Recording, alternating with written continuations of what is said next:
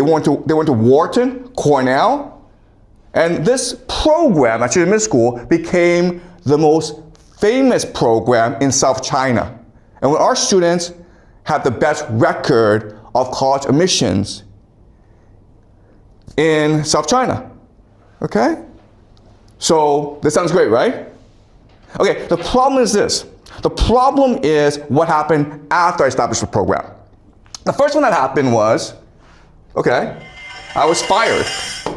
What I'm gonna do now is I'm gonna tell you a story about myself. So the year is 2008. I went to Yale College, okay, in the United States, and I was an English major. I did very well in school. So I was hired in 2008 to go to Shenzhen in South China and help the school, Shenzhen Middle School, build an international program to send kids abroad, okay? So this is 2008, which was a long time ago. And back then, not that many students wanted to go abroad. There were really few international schools. So the first thing I did was I looked at the situation at the school, okay? And this is what I found, okay? I found that students, even though they were going abroad, maybe about 10% of the students were planning to go abroad. So that's about 80 students each year. That's a lot. But the way they were going about the process of studying abroad was problematic. Okay, so first of all they were doing was taking regular Chinese classes. And you know, in Chinese classes, all you do is you sit in a room of 50 kids and you just take notes and then you take tests. You don't communicate, you don't ask questions, you don't debate. Okay, so that's one problem. Another problem is that the students were spending all their time memorizing SAT word lists. Okay, they were not reading, they were not writing, they were just memorizing words. And the other thing that they did to make their applications look good is model United Nations. Okay, and that's fine. Maybe some of you are modeling United Nations, and that's a great activity, but everyone was doing it. There was absolutely no differentiation. All right? So I looked at the situation and I said, no, I mean, you might be able to get into a good American university because, you know, these kids are very smart. But I wanted them to do well at the university and to do well in life. Okay? So I made certain changes to the curriculum and to the school. Okay, so first thing I did was I set up a seminar system. So rather than Chinese classes, I invited these American teachers to come and teach seminars like we have at the school where 10, 20 kids are in a room and they discuss books that they read together. Okay? Rather than SAT word memorization, I had them read books. Students were required to read a lot of books. In fact, I established a 5,000 book English library at the school where students can just go and borrow books and read. I wanted to teach students the joy of reading. And then in terms of activities, I didn't want students to do model United Nations anymore because I didn't want kids sitting around just talking. I wanted to let them do things, okay? So I set up two new activities. The first is called the Coffee House. And the Coffee House is the first coffee house in China, in the Chinese high school. There are lots of coffee houses today, but I was the first person to set up a coffee house where students had to run a business. They had to work as waiters and provide good service to customers. And it was a collaboration effort. As you can imagine, this is great for the students to learn collaboration, to learn finance, to learn entrepreneurship. Okay, so that was a very successful activity. Do you have a question? Yeah. Okay. I mean, was that like similar with our Moon Coffee, like the coffee in the South store? Okay. 2008, I was the first person to do anything. Okay. Oh, okay. Okay. Just, just yeah. Similar. Yeah. All right. So the coffee house was an activity I set up, which was very successful. And it's still there today, guys. If you go to Shenzhen Middle School, you will see the coffee house still there a long, long time after I went away. The other thing I did was something called the daily newspaper. And this was the first daily newspaper in China in a high school, and probably maybe even around the world, where students every day had to report, collect information write articles, edit it, and publish it. And they worked until like midnight, sometimes until 2 a.m. And then at 7 a.m. they had to get up and deliver the newspaper to all the students.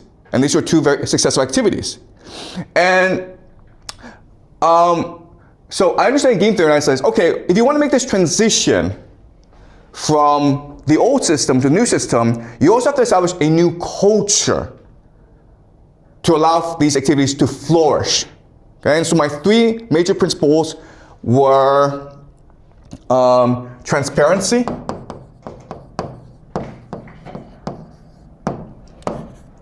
innovation,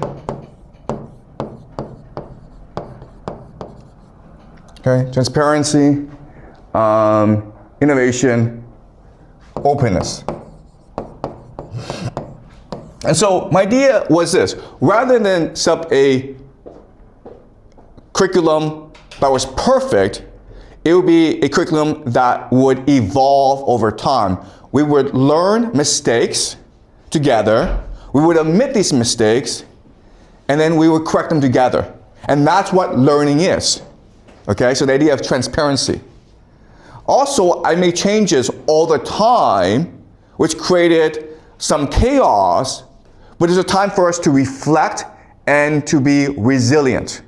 And I was very open and honest about everything that I was doing.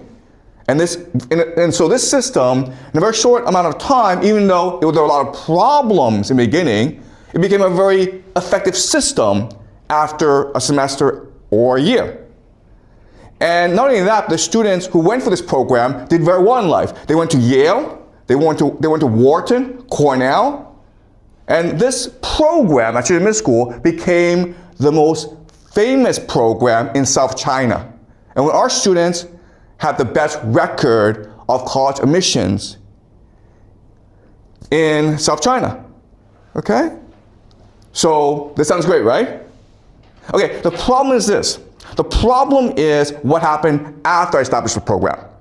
The first one that happened was, okay, I was fired.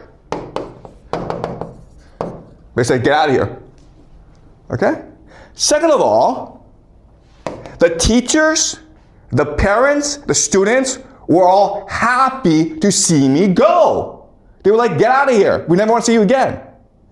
The third thing that happened was I did come to Beijing and set up a new program that was very similar to this. Okay? But after that, after 4 years of doing this and being very successful at this, I was never allowed to set up another program again. No one wanted me to work in management again. Okay? So even though I was successful, even though I worked really hard, even though I was innovative, even though I set up really the best study abroad program in all of China, I was the first, everyone else copied me afterwards, I was fired, no one wanted me to stay, and I was not allowed to do this ever again. Why? Okay? Well, the reason is this.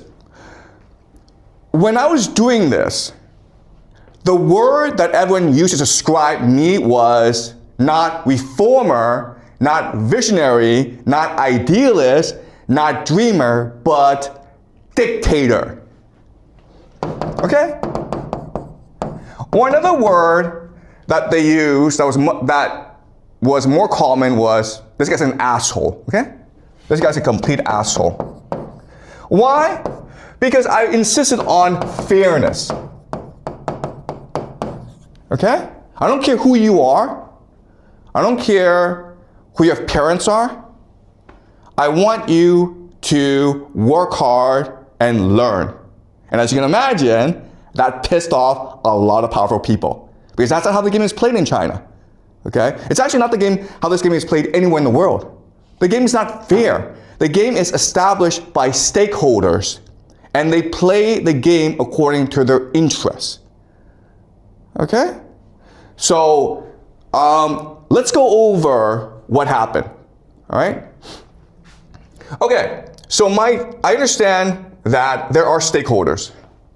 And the stakeholders in game theory are just the players. Okay, the players. And who are the players? Well, you have the students. You have the parents. You have the teachers. You have the administrators, okay, the school leaders. You have the government, okay? And then you have the colleges. Okay, the colleges are the US colleges where I'm trying to send my students. Okay, so these are the players in the game. And if you want to understand game theory, you need to understand the motivations and interests of all the different players. That tells you why or how they will behave the way they do. Okay, so look, so here is my original understanding of the players, which was clearly wrong, okay, because I got fired. All right, so the students wanted to like love to learn, get into Ivy League, and be the best, okay? So I thought the students, what their motivation was to be the best possible person, to work hard, to love learning, to be famous, to get an Ivy League, okay? Clearly this is wrong, okay? But I'm saying back then what my thinking was. The parents, well, the parents wanted successful kids who were independent, okay, independent. And they wanted face, right? So they want their kids to get into the Ivy League. All right? Teachers. Well, teachers wanted to do a good job, right? They want to teach students. They love teaching. They love students. They just want to be given the space and the opportunity to teach what their passion is. Okay? Administrators. Administrators, I really didn't like administrators, so I just thought they just wanted good results. Okay, that's all. Good results. As long as I provided good results, they're happy. Okay, the government, they wanted innovation, they wanted good workers,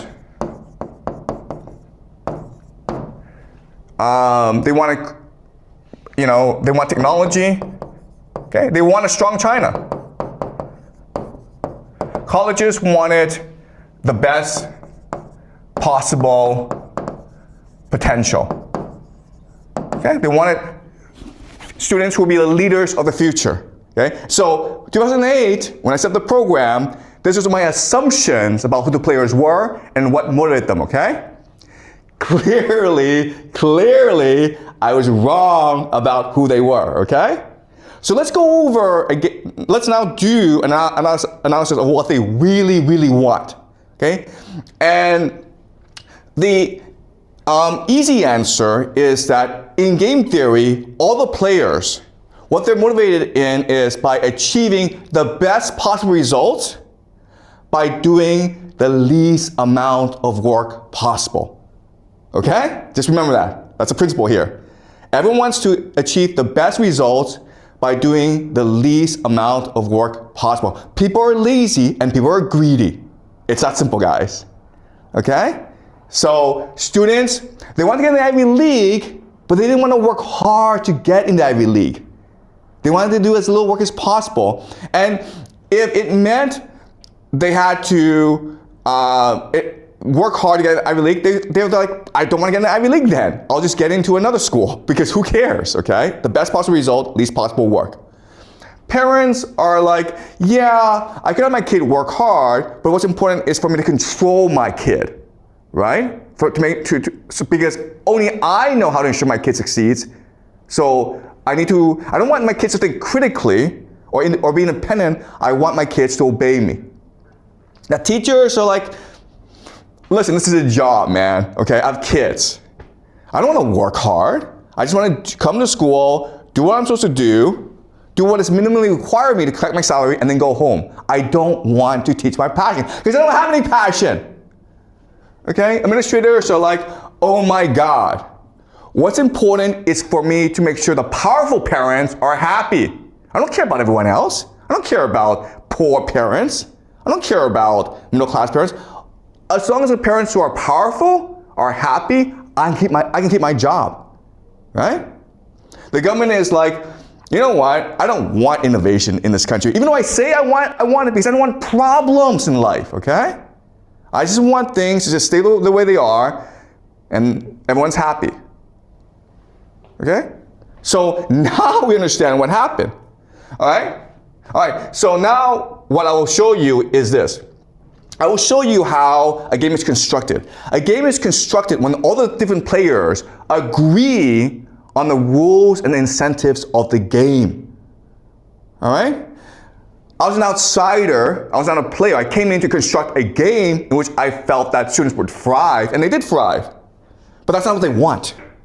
Okay? They want to have control over the game. And if they lose control, well, they call you, the outsider, an asshole. Okay? All right, so let's do this again and objectively think about what the interests and motivations of each player are. And when their interests converge, that's the game they play. All right? So you have students, parents, teachers, leaders, school administrators, and then the colleges. Okay? Another thing that you have to do in game theory that's very important is you have to rank the power of each player. Yeah, you have a question? The government? Excuse me? The government, yes. Sorry. You're right. I forgot about the government. Okay, and the government.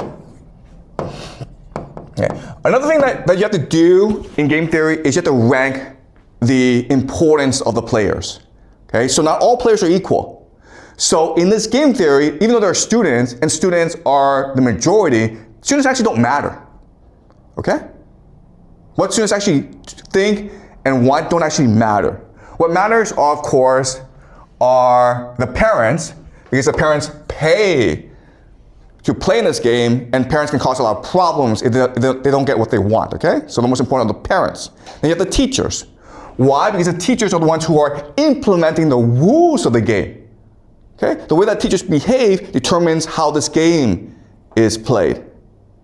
And then these two are the most important, okay? Then maybe you have administrators as well, but they're not as important as the parents and the teachers.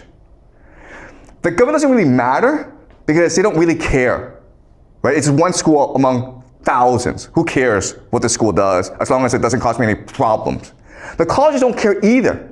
They say they want really passionate students who are curious, who are imaginative from China. They don't care, okay? For them, it's just business. They just want students who are willing to pay money to get a crappy education in America, all right? So the costs don't really matter. They'll take anyone who's willing to pay. And the Ivy League, yeah, everyone's getting an Ivy League, but who do the Ivy League want? They want people who are to be successful in life, right? And who are these people? Not the best students. These are people from powerful families. Okay, so this game is rigged, right? They have all this talk about, we want the best motivated students, we want peer students who are curious, who are passionate. It's all nonsense, okay? That's not how the game is played. So the cards don't really matter either. Okay, so these are the three major players: the parents, the teachers, the administrators, students, government, colleges. They are in this game, but they don't really matter. Okay? So now what we're gonna do is, we'll analyze the mentality, the worldview, the interests of each player. Okay? And again, once we do that, once we figure out where they converge, then we know how the game is constructed. All right, so let's look at students. Students, okay, they want to be popular, right? So most students come to school, and actually their priority is not to learn, their priority is to make friends and to be popular among their friends. Okay, because that's just human nature. That's true, right? Then you have please teachers and parents. Okay, this is really important to understand. You're not in school not to learn, you're in school to please parents and to teachers. Why? Because parents are the ones who pay for your way in life, right? The ones who give you food. Teachers are the ones who gives you grades. You're not here to learn, you're here to please them. There's a difference, okay? And grades are a way of showing how well you're pleasing the parents and the teachers. Okay? Is that true? All right. And then you're like, have fun. Okay? and then get a good college. Okay? All right? So, am I missing anything among the students? All right, so, okay, I'm sure there's more, but let's just keep on going, okay? Now, parents. Well, the parents, what they want is, of course, successful kids. But they want successful kids not because they believe that success will make their kid happy. What they really want, of course, is face. Right? They want their kid to go to the Ivy League, and they don't really care if the Ivy League provides a good education or their kid will be happy at the Ivy League. They just want to brag to their relatives and their friends and their colleagues, my kid is at Brown or Cornell or Dartmouth. Okay? But face also means to treat education as a luxury product. Why do parents send kids to national schools? Not because national schools provide a better education, it's because national schools are more expensive. And most importantly, international schools have white faces, right? White faces. Okay? This is the main marketing tool of international schools, right? They have all these white faces, white teachers, and like, oh my God, this is a real national school now. You don't care if the teacher is actually good at what they're doing. You don't care if the kids are actually learning. You don't care what the curriculum is. You don't understand that sort of stuff. You just understand, okay, 10 white faces, therefore, this is a good school. It's that simple. Okay? And then, of course, you want some good outcome. Okay? You want a good outcome. You don't care if your kid is actually learning in school. What you want is your kid to get good grades, to get into good college. Okay? These are not the same thing. All right? So that's the parents. Then the teachers. Teachers are really simple because teachers do this job, and for them, the priority is to do as little work as possible to get by. Okay? I'm not saying all teachers, I'm saying the majority of teachers in the school are just trying to get by because, quite honestly, they have families and they have other responsibilities. So they don't have time to focus entirely in school, okay? So basically just get by. Okay? Or the minimum amount of work. Okay? You may not believe this, but like when you actually grow up and get a job, you'll do the same thing. Okay? Just do a minimum amount of work in order to get by. Administrators, they want good outcomes, but what their real priority is to protect relationship with parents. Okay? Just give parents what they want. Okay? Their job is to sell the school. So whatever parents want, you just give it to them. And administrators also, by the way, have families. This is a job for them. They also just want to get by. Okay? They're not trying to build the best school possible. They're not trying to change the world. They're not trying to educate students. They're just trying to get by. Do the least amount of work in order to get by. Government is, okay, they say they want innovation, creativity, technology, but really it's just like no problems, guys. Okay? As long as you don't create any problems for us, we're happy with you. Just stay away from us. We're happy to not bother you. Please don't come bother us. Yeah, that's government. Also, what they want is for students who will also be no problems in the future, right? Right? So compliance. So as long as schools are teaching you how to obey authority, how to comply, how to do what you're told, they're happy.